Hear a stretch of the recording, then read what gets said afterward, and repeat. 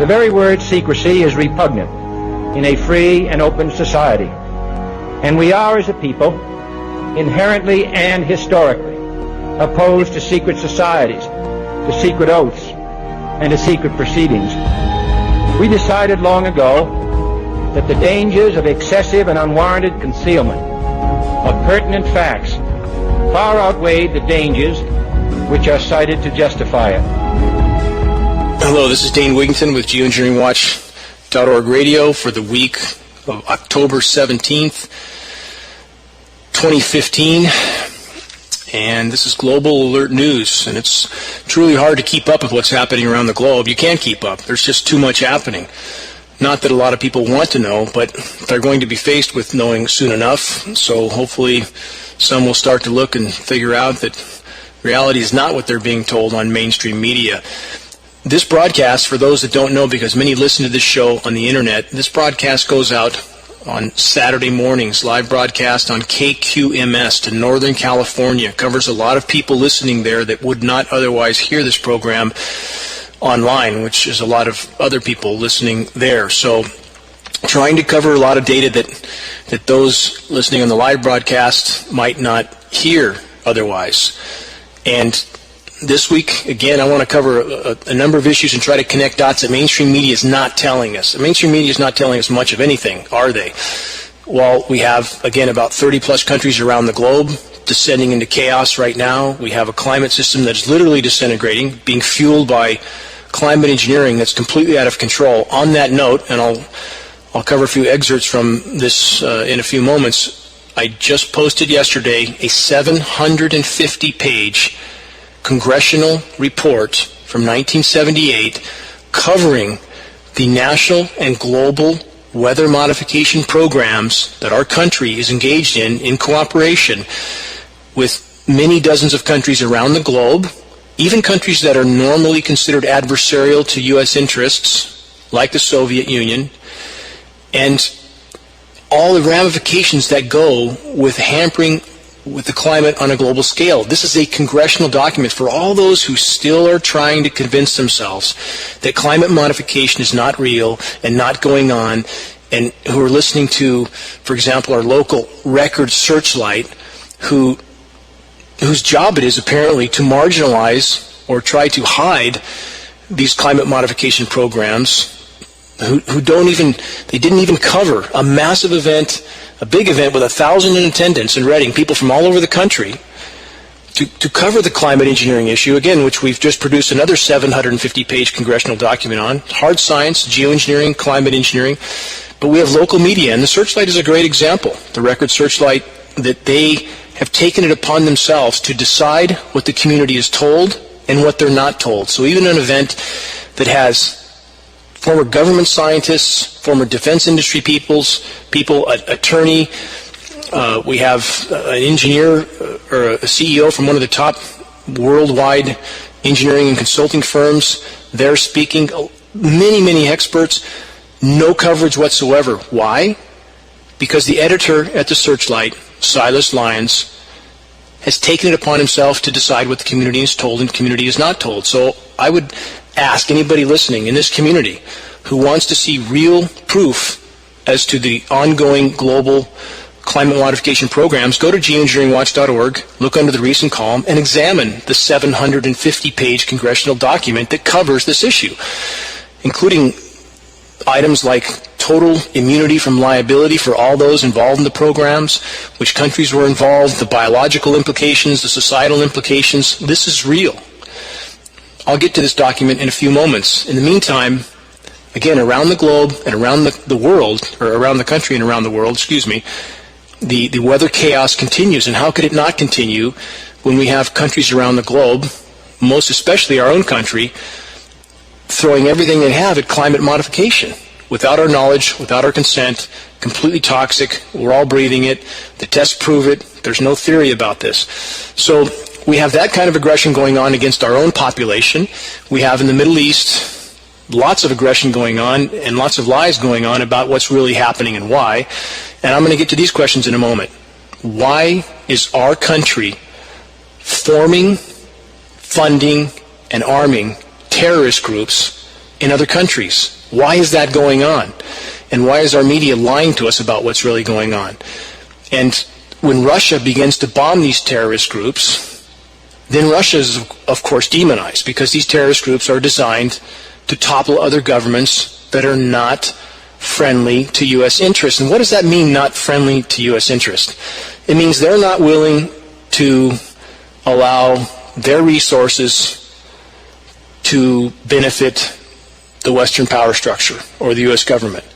That's what it means. So if your neighbor's not willing to give you his car, his cash, or anything else, does that mean you set up a terrorist group and go terrorize him and bomb him? Is that really morally acceptable? I don't think so. So we're going to answer a number of questions again. Who set up these terrorist groups? When were the plans for invasion of the Middle East first formed? Who gave them their fleets of trucks and weapons? We'll get to all that. I want to go over a couple of CNN headlines first, just so while all this is going on that I'm describing, weather chaos, collapse of marine ecosystems, crop collapse, we live under toxic skies every day. Again, it's like living on another planet. If for anybody who remembers what a real sky should look like, and that we shouldn't look toward the horizons, especially in the mornings and the evenings, it looks like there's forest fires burning on the horizons, even when there's not, because of all this particulate matter in the air. And why does it look like the same sort of appearance as smoke? Because it's a particulate. Smoke is a particulate. And what's sprayed in the climate engineering programs are particulates. That's why the sky looks so often so filthy. And there's a ton of this material raining down on us. If you doubt that, go out on a calm night after heavy spraying in the sky, and you can see the aircraft trails. It's not condensation, as we've been told. It's not. We have patents to describe exactly what they're doing in the sky. About 150 of them for anybody who cares to look. They're at geoengineeringwatch.org. The materials named are the same materials showing up in our lab tests. Go out on a calm night, aim your light at the sky, and see how much material is raining down on you. You'll be shocked. It looks like it's snowing, literally. And that's what we live under. All of us. We're breathing this in every night. So while all this is going on, while aggression is going on around the world, while countries are toppling, let me just read a few headlines from CNN, and I'll make it short because I was told last week I read too many of these headlines, which is probably true. It's hard to help not wanting to cover some of the utter stupidity that our mainstream media feeds us. But here's just a few. Here's just 4 from CNN. Randy Quaid's wife's out of jail.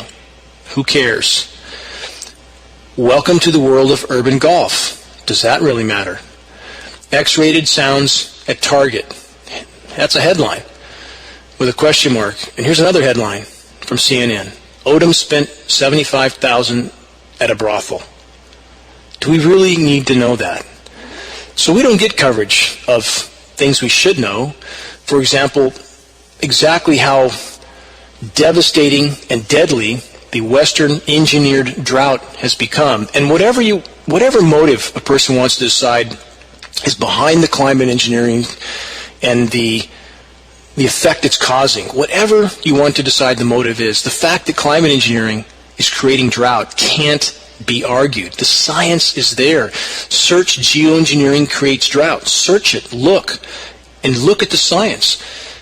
Again, we have the satellite imagery to prove this is going on in our storm track. They're spraying along the storm track that feeds California, heavy blanket spraying, and the aerosols have a drought-causing effect, period. Look it up. So as the planet continues into meltdown, and those that don't see that are denied because they've seen a headline from a few disinformation sources that say otherwise, use your own sense of reason. Does it really seem like the world is not heating up? I mean, where I live in Northern California, it's like a different planet than it was 12 years ago. It's a completely different planet. Everything's dying. It's silent. There's no birds, no bats, no bees. Very few birds. There's a few around. Not many. Hardly any insects. We know from a government biologist that lives in Mount Shasta, retired 35-year Forest Service biologist, that the percentage of aquatic and terrestrial insects has declined 90% in 10 years. If the bugs die, how long will we be here? So anybody who doesn't see that the climate has been turned on its head is not paying attention. And how does the media hide some of this? Well, they're giving us the Randy Quaid story and the $75,000 spent at a brothel story. How do they hide this? Organizations like Weather Channel cover headlines that skew people's perceptions, especially when it comes to where it's hot and where it's not. They don't give a lot of coverage to the complete meltdown in certain areas, forest fires raging, and they give some coverage, but not a lot. Not in comparison, for example, last winter when they covered the Boston snow, the Buffalo snow. But the Buffalo snow event last year, which was a big record snow event, was a tiny, tiny little sliver of an area from lake effect snow that was, again, heavily engineered. How do you, when you have 40-plus degree lake water and you have temperatures in surrounding areas that couldn't produce any snow, you have a tiny little swath of snow. We know we have patents for ice nucleating snowstorms. We see them spraying on the radar, and we see that that's all the media covers. At what point does this not be seen for what it is? It's an engineered perception that when the media covers just these winter events, and they don't cover the fact that there's no snow in the Sierras 14,000 feet up, and the West is 90 degrees in the middle of winter, all the reservoirs are going dry. A lot of people, for example, on the East Coast, they don't really understand the gravity of what's happening on the West Coast. And that's part of what the media is trying to, part of the perception that they're trying to create. And with the manipulation of the climate, again, from engineering cool downs on the East Coast and the drought-induced aerosol-sprayed high pressure in the West Coast, the manipulation continues. And there are bigger examples that should be more glaring to people. As I went over in previous shows, the suppression of Atlantic basin hurricanes, again, for which there is ample data to prove it's happening, including patents, including the 750-page congressional document, which anybody listening to the show can go examine in entirety. 750 pages also mentions the suppression of hurricanes. In 1978, this was going on. Do we think it's not going on now? When we have no Atlantic hurricanes hitting landfall, a 10-year drought in hurricanes, while record typhoons, which are hurricanes, are spinning in the Pacific. Connect the dots. And for those who think it's a good thing that they're suppressing hurricanes, the planet can't cool itself. It's trying to cool itself. It can't. The oceans are stratifying, which means they're layering. Oceans are dying. You can't hamper these systems and you have a good result. So, again, I challenge anybody, please examine at least the excerpts that we have taken in the post on this 750-page document. I don't expect anybody to read the whole thing, but look at some of the excerpts and try to ask yourself if you can really justifiably come to the conclusion this isn't happening. Of course it's happening. We're told now also, along with the manipulation, we're told by some sources now that California should not expect drought relief from El Nino. Why not?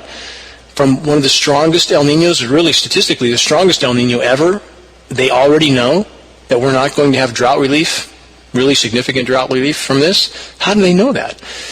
This document, this 750-page congressional document, is titled Committee on Commerce, Science, and Transportation, United States Senate, May 1978. I'm going to read a small excerpt from this for those who have tried to convince themselves that this isn't happening, because we have local media whose job it is to try to convince the population this isn't happening. This is right from the congressional report. Federal Activities and Weather Modification. Overview of federal activities. Right from the 750-page congressional report. The federal government has been involved for over 30 years in a number of aspects of weather modification. That means back to 1948. Right? From 78 to 48, 30 years.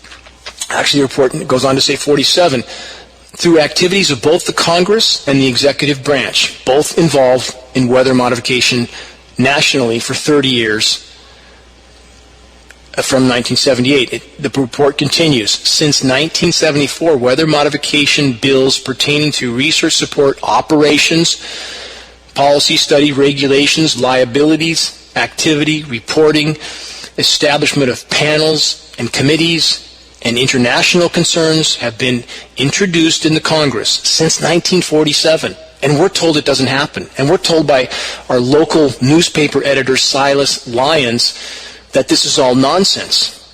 Why isn't Silas willing to publish, post, or even mention documents from Congress 750 pages long outlining these programs. The report continues from the congressional report here. There have been hearings on many of these proposed measures, and oversight hearings have also been conducted on pertaining ongoing programs, not proposals, ongoing programs since 1947, national programs. It continues. A total of 6 public laws specifically on weather modification have been enacted since 1953, which means, again, it was going on since at least 47, according to this report, while others have included provisions which in some way are relevant to weather modification, resolutions dealing with the use of weather modification technology as a weapon by U.S. military forces. How about that?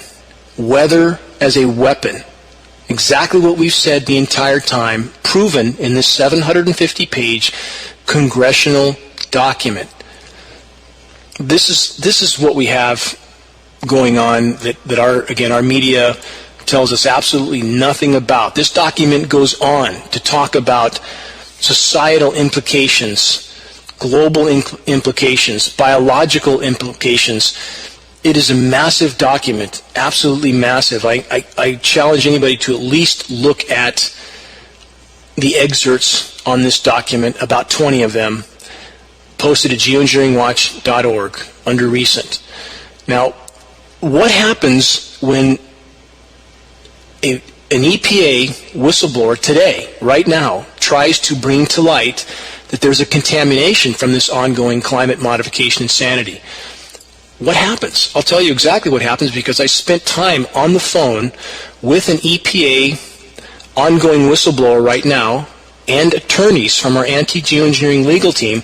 We had a conference call on Saturday with this EPA person. He's a 14-year veteran of federal EPA District 5. He's in Chicago. He's an environmental engineer, and he has tried to bring to light testing data that shows the toxic heavy metals we mentioned earlier, aluminum, barium.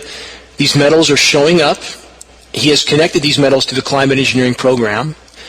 He has tried to bring this to light. And what's happening to him? He's being railroaded into probably termination. His computer has already been taken from him. They're going through his computer now to find out what he knows, to perhaps put something in his computer that might not be favorable to him or his case. Who knows? Who can say? But I've seen the emails from him and his superiors, and for simply trying to bring this data to light, it looks like he'll be fired. And that's what happens. That's why no one knows what's going on, because these federal agencies like EPA and like California Air Resources Board, their job is not to inform the public of risks or dangers. Their job is to hide that fact. Those who think that these agencies have been put in place in order to protect the public are sadly mistaken at a level that's difficult to comprehend. Just like after Fukushima, when the plume of radiation was floating over to the western U.S., what happened? All the monitoring stations were shut down. How many people know that? They were shut down. This is how the system functions. And the sooner we realize it, the better.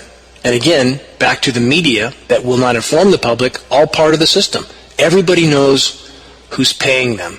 The central banks fund everything, from propping up stock market, propping up states, propping up local municipalities. It all comes from the printed central bank money, and that's how everything is controlled, because so many are willing to sell their honor for a pension and a paycheck. And on the Environmental Protection Agency, a recent report showed what they're really about. This is from that report. The Environmental Protection Agency spent $15 million on outside public relations consultants despite employing nearly 200 full-time in-house PR workers. That's what the EP is about. It's about public relations. It's about hiding unpleasant realities from the population that the government doesn't want the population to know. That's what it's about. Whether it's weather modification or what's happening in the Middle East, the media and agencies are all part of this structure. And I'm not saying there's not exceptions in these organizations. There are exceptions, like the one I communicated with over the weekend, who's being fired for trying to tell the truth.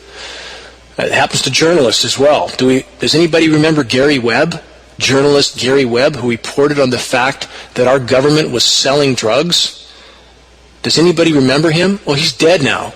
That's right. Watch a movie called Kill the Messenger, and you'll see the story of Gary Webb, who tried to tell the truth and who was railroaded out of his job from a corporate media entity and ended up dead. He committed suicide, they said, shot himself in the head twice. How many times have you heard about someone committing suicide and shooting themselves in the head twice? They missed the first time, or they really were conscious enough to shoot themselves a second time in the head? This is, again, people need to consider the stakes in play right now. That these organizations, again, are trying to hide crimes of what amounts to a mafia cabal, and that's who runs countries around the globe.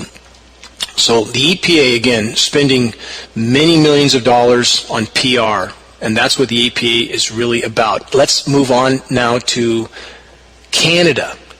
Again, we see the EPA person here in the U.S., federal EPA, being pushed out the door and investigated because he tried to tell the truth. In Canada, what has just happened in Canada? This is a recent headline. Canada's mass firing of ocean scientists bring silent summer. That's another way to hide headlines, isn't it? Just fire all your scientists who are trying to tell the truth. That's what's happening in Canada. Canada's no different than the U.S. So we have mass marine ecosystem collapse right now. It's happening right now. We had 15,000 seals wash up dead on the U.S. West Coast shores over the last 6-8 months. We have total fishing industry collapse. So Canada just fires the scientists. That's why the population has no idea what's going on around them. Absolutely no idea. Whether it's the fact that the environment's imploding around them or that there's wars of aggression going on in the Middle East that in many ways are fomented, fueled, funded from our own country and the Western powers. And they are not told the truth about what's happening and why.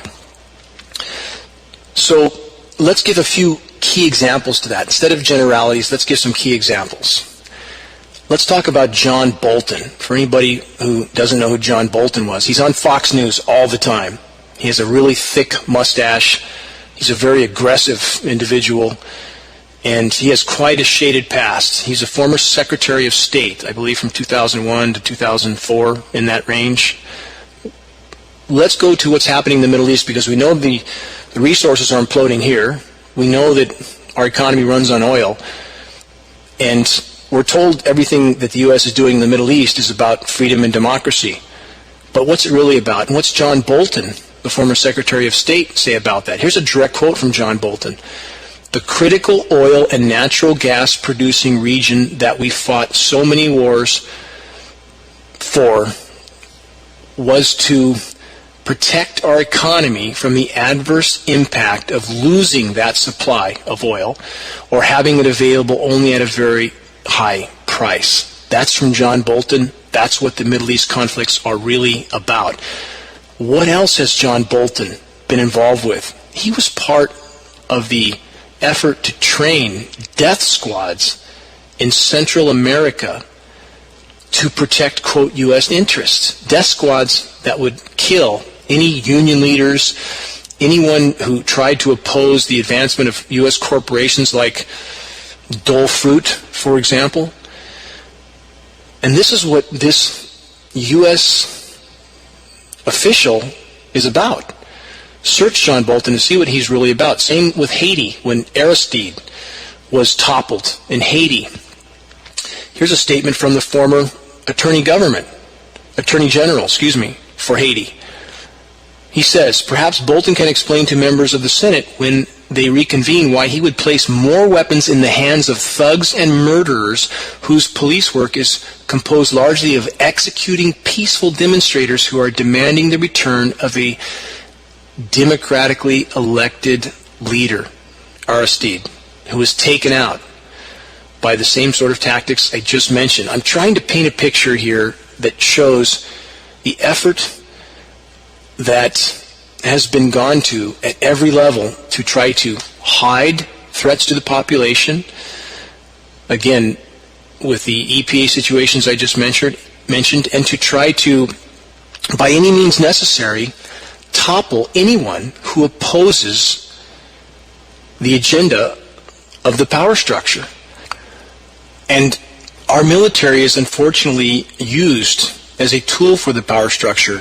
And as I've stated many times before, I have very high regard for our military brothers and sisters. And I know the vast majority of them have entered the military with honorable motives. They're trying to do their part for the common good, but they're being used as tools for those in power who only want more power and more control. I'm asking our military brothers and sisters to look around and examine the facts, some of the facts which I'll go over here in a moment. It's up to those military brothers and sisters to protect their country and their countrymen from all threats, foreign and domestic. That's what I'm trying to say. So I have high regard again for our military brothers and sisters, for their dedication. We certainly have the most effective military in the entire planet. There's no question about that. But it's up to those individuals within that military to examine the facts and to fulfill their oath to protect their country from all threats, foreign and domestic. So back to, again, the real reasons for the conflicts in the Middle East. Let's continue with a quote from General Wesley Clark, who confirms what John Bolton said. John Bolton, the former Secretary of State, I mentioned earlier. General Wesley Clark said this: like all modern wars, the U.S. wars in the Middle East are about oil. An Obama quote about ISIS and ISIL, and back to what methods are used to topple countries that are pursued by the U.S. and the Western power structure for their resources. Obama said this: ISIS is a direct outgrowth of Al-Qaeda in Iraq, which grew out of our invasion. Obama says this on the record, which is an example of unintended consequences, which is why we should generally aim before we shoot. An admission from Obama.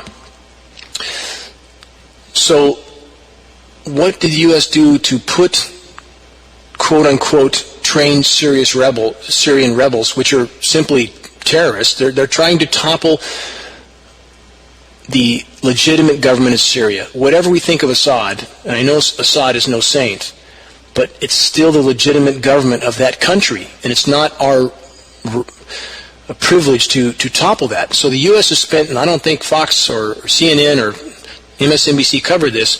Try to imagine this. This is a headline, a recent headline. U.S. spends $500 million in Syria to train 4 or 5 fighters. This was a top U.S. military general who stated this in a congressional report, congressional testimony. $500 million to train 4 or 5 fighters? And who are those fighters? They're terrorists trying to topple a democratically elected or a legitimate government of a country. And how can you spend $400 or $500 million of taxpayer money to train 4 or 5 fighters? And I saw this general say this. I saw the film of it. It's available online. How can that be? What kind of ridiculous operations are going on in our military to spend that kind of money to train 4 or 5 fighters? Now, let's get on to, again, who is really backing the terrorists? This is a headline from September 24th. U.S. blocks UN proposal to sanction ISIS. Why would the United States block a proposal to sanction a terrorist group? Because they're funding and arming that same group. Why would the U.S. be so angry at Russia for bombing the terrorists? Because that group is being, as I just said, it's being backed by the U.S. In spite of, and I know ISIS is a horrible group. I'm not disputing this at all. They're barbaric beyond belief. They're butchers. So why are we backing them? Because as a long history already shows, and I've tried to cover a little bit of this, those at the Pentagon are willing to partner with anyone that will help them to carry out their agenda, including ISIS. This report continues. The United States is blocking Russia's proposal to include the Islamic State in the UN Secretary Council's sanctions list as an independent organization, the head of the Russian Foreign Ministry's department stated on Thursday. The UN blocks, or U.S. blocks UN proposal to sanction ISIS. Let's get on to the ISIS pickup trucks. Again, here's another headline. Very recent from October 12th. The U.S. government supplied ISIS iconic pickup trucks. What is our government doing supplying ISIS its trucks and blocking sanctions on ISIS? What's going on here? The report continues, the U.S. counter-terror officials have launched an investigation into how ISIS got so many of the identical Toyota pickup trucks which they use in their convoys. They didn't have to look far. And the report finishes with this. The fact is, the Toyotas were supplied by the U.S. government to the al-Nusra Front as, quote, non-lethal aid, then acquired by ISIS. Passed from one hand to the other, supplied by our government. This story continues with this. This is an even more recent headline. United States airdrops 50 tons of ammo to ISIS-linked terrorists in Syria. And I want to back up a little bit. We have also, I've mentioned on previous shows, John McCain standing with ISIS leaders, being photographed with ISIS leaders, stating on Fox News that he was, quote, in intimate communications with ISIS leaders with Sean Hannity. Please search this online. Search Sean Hannity, John McCain, intimate with ISIS leaders. You can see the film of McCain stating this on his own. How many dots do we need to connect? We know that this tactic has been used. It's well documented. It was used in Central America. Again, it's kill the messenger. Kill the messenger, whether it's the EPA people trying to report about the American public or whether it's people in other countries trying to defend their rights, it's kill the messenger across the board. So when we have all these dots connecting about who has really funded, backed, armed ISIS, there you have it. And now let's try to connect a lot of these dots going back to pre-9/11. We have, about a year before 9/11, we have Washington think tanks like PNAC, the Project for a New American Century. And that group includes Dick Cheney, Rumsfeld, Wolfowitz, John Bolton, who I mentioned earlier. These are the armchair war hawks, the people who have absolutely no sanity, no compassion. They're out for power and control, period. About a year before 9/11, they stated on the record that they needed a, quote, new Pearl Harbor type event to galvanize the American population so that they would support the agenda of militarization and occupation. Now, this is about a year before 9/11. Then 9/11 magically comes along. And again, on that event, I simply ask people to investigate that event. If we're to believe the official story, then we're to believe that a diabetic Arab, Osama bin Laden, from some mountain cave in Afghanistan, managed to outmaneuver the best military in the world and fly aircraft by pilots who couldn't even pass their flight training, which were Saudi Arabian, by the way, and attacked the most heavily defended building in the entire planet, the Pentagon, with 2 hours' notice, with Air Force fields with flight time less than 2 minutes away. A diabetic Arab in a cave in Afghanistan somehow orchestrated all of this against the most powerful, most effective military in the world. That's the official story. Again, a lot of people don't know there were 3 buildings that collapsed on 9/11, not 2. One of the buildings never got hit by anything. 47-story steel structure, high-rise. Why did it collapse? Why did Bush take almost a year and a half to start an investigation?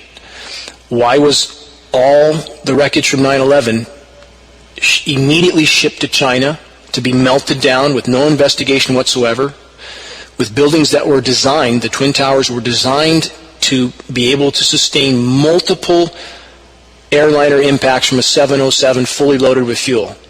Why did they collapse when a smaller aircraft hit them once? And if that collapse proved a design failure, why wasn't that wreckage examined? When an aircraft fails and crashes, they might take a year or two to sort through the wreckage and decide what happened. Why were the first responders sent into 9/11, no matter how hazardous that site was? They're all dying of cancer now. They were told it was safe. Why were they sent in so fast to pick up that wreckage and ship it to China to melt it down? Why did it take a year and a half for an investigation? Why do we have 2,500 architects and engineers right now, on the record, 2,500, saying the official story is scientifically beyond impossible? I'm only asking people to investigate that issue. So if we go back a year before, a statement from the think tanks, from military leaders like Darth Cheney, who took control of NORAD that day, by the way.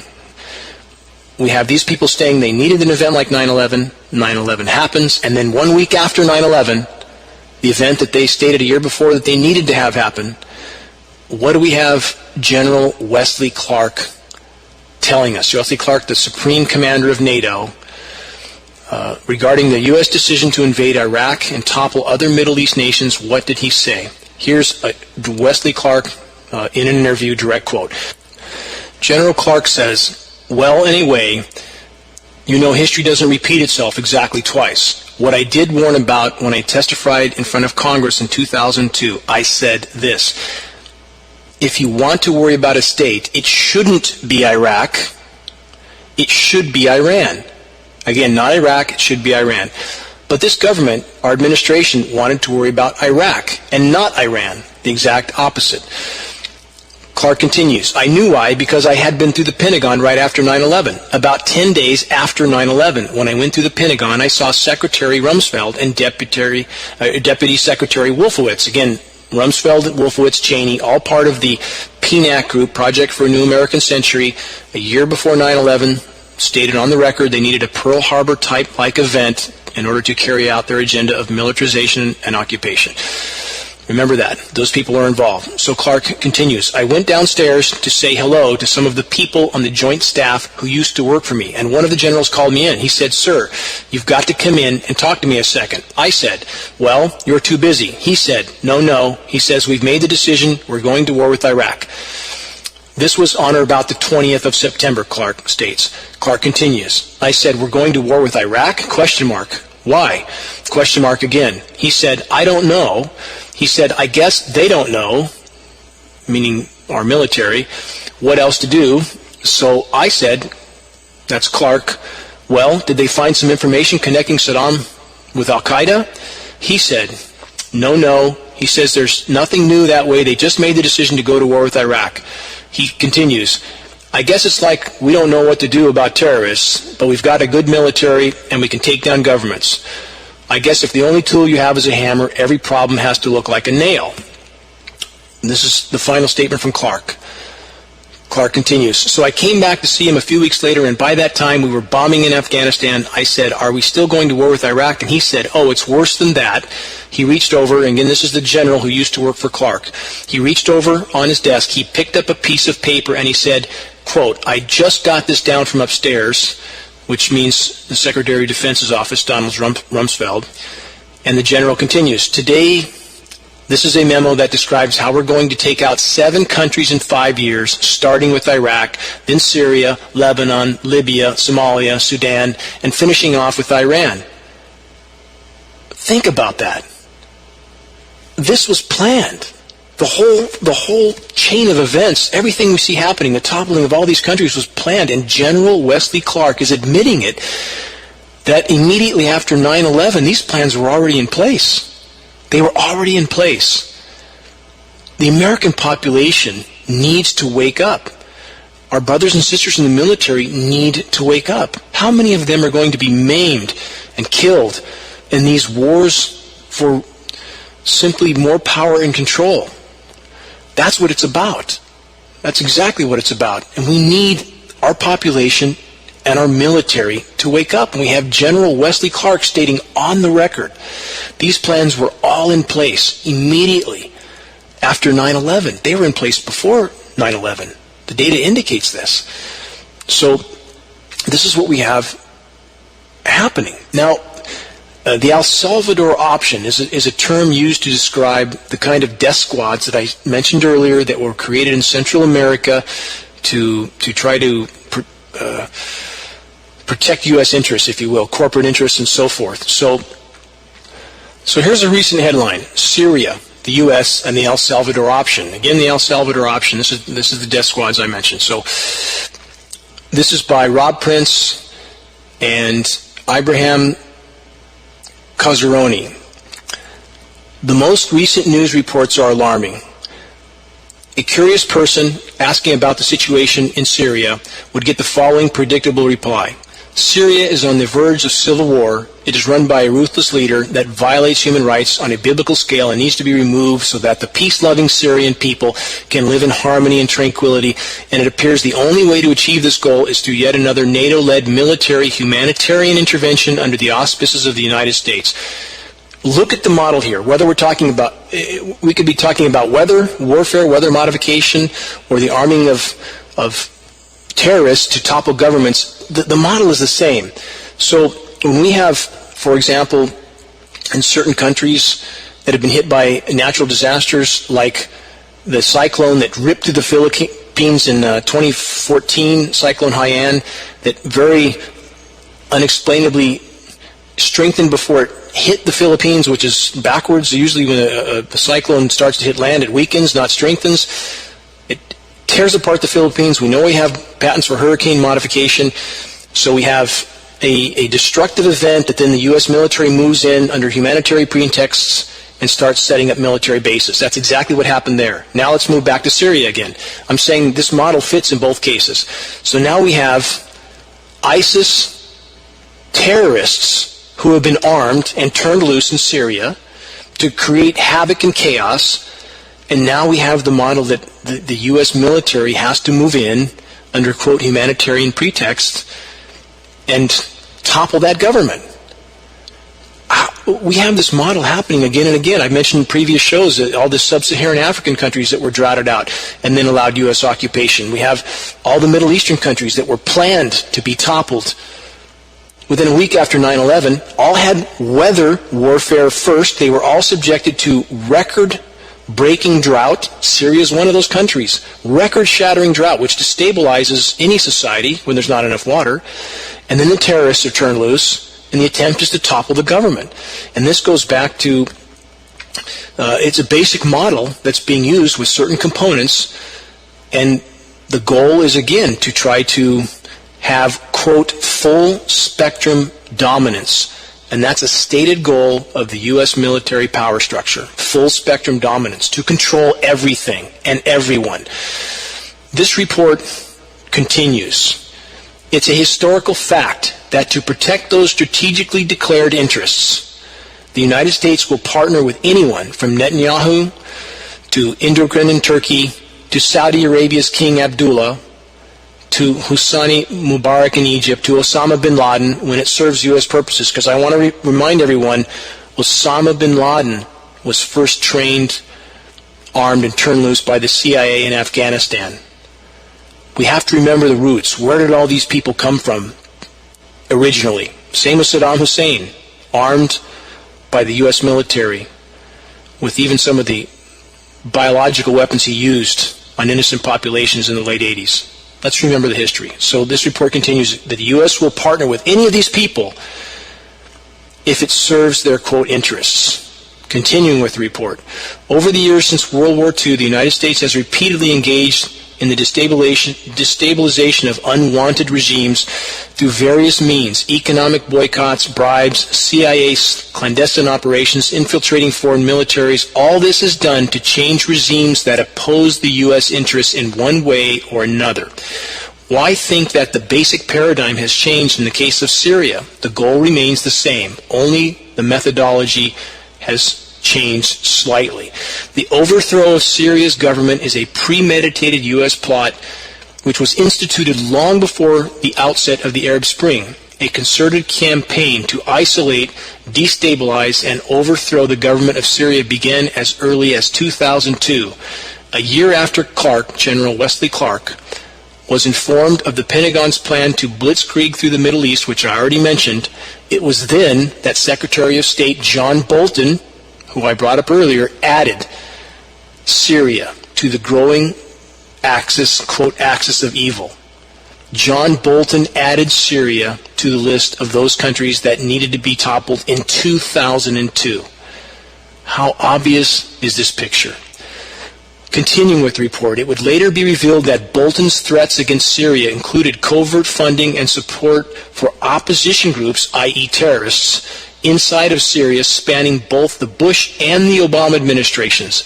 In 2011, State Department spokesman Mark Toner remarked that the U.S. has been funding Syrian opposition groups. Again, these are terrorists.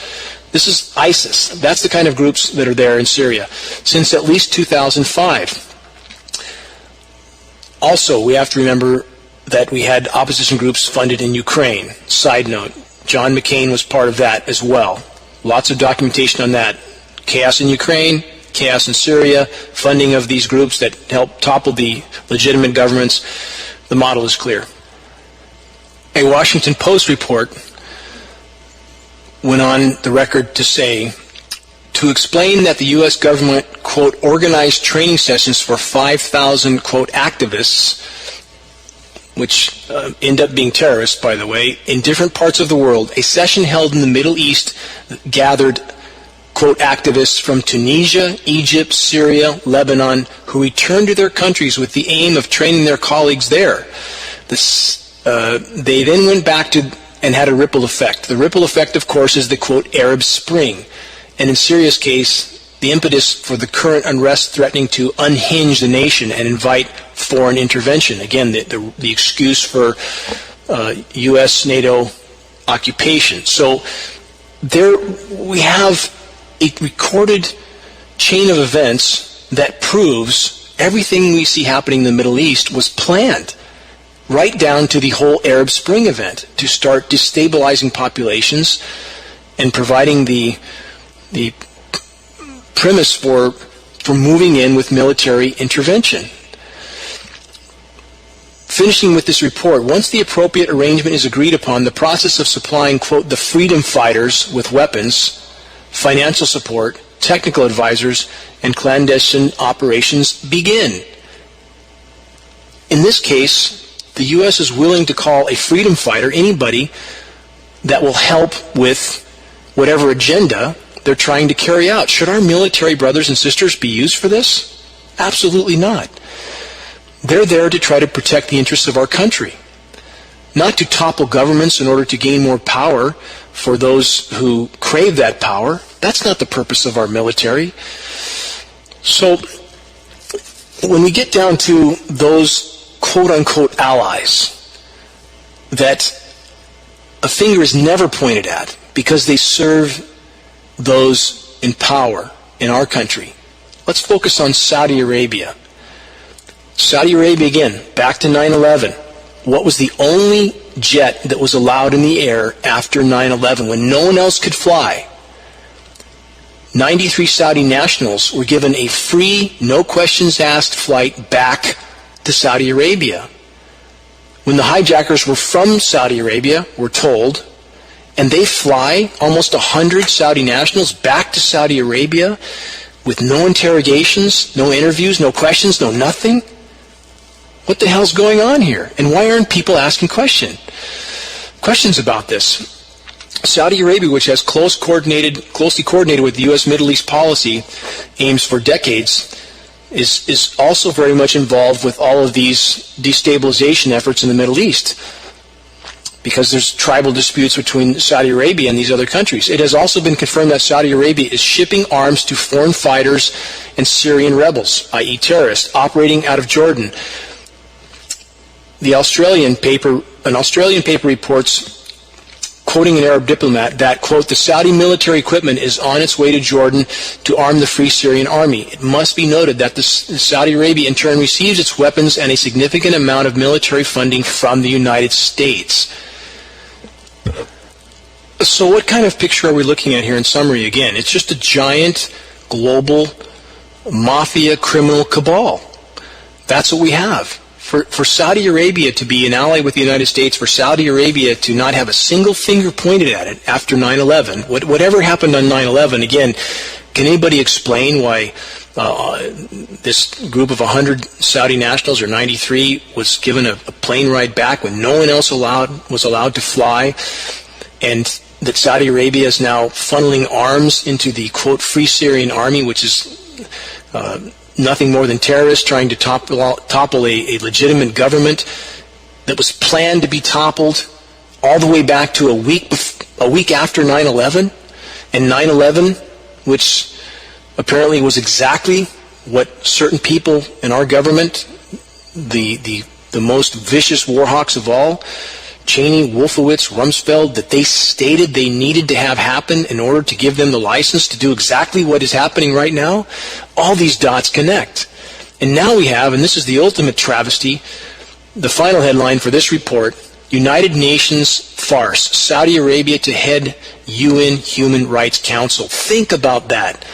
Saudi Arabia heading the Human Rights Council. This is truly astounding. We have Saudi Arabia who is literally lopping the heads off of anybody who opposes them, hanging bodies up from cranes in certain cities, hanging headless bodies up. The women's rights situation in Saudi Arabia are beyond atrocious. Here's a statement from this particular article. At home, women are forbidden, quote, from obtaining a passport, marrying, traveling, accessing higher education without the approval of a male guardian. Saudi is also, of course, the only country in the world where women are forbidden to drive. One more excerpt from the report. The country is currently preparing to behead 21-year-old Ali Mohammed Al-Nimr, who was arrested at age 17 for participating in an anti-government protest. He is going to be beheaded in Saudi Arabia, and his headless body will be allegedly mounted to, quote, a crucifix for public viewing. This is Saudi Arabia. This is our ally, an ally that our media never says anything bad about, because guess where the oil's coming from? And this absolutely barbaric country that beheads people, that treats women like, literally like worse than a pet animal, and they're going to head the United Nations UN Human Rights Council? We're living in a world that is truly beyond comprehension. Let's finish with what Saudi Arabia is doing. Since March, Saudi Arabia has been bombing Yemen with no UN mandate. Nobody says anything about that, do they? What if Syria was bombing someone with no UN mandate? Hell would be to pay for that, right? Okay, Saudi Arabia is destroying schools, hospitals, homes, hotels, public buildings. Internally displaced people are generating a trail of civilian death and destruction which may have amounted to war crimes, according to Amnesty International. Unlawful airstrikes have failed to distinguish between military targets and civilian objects. Nowhere is safe for civilians now in Yemen, states Amnesty International.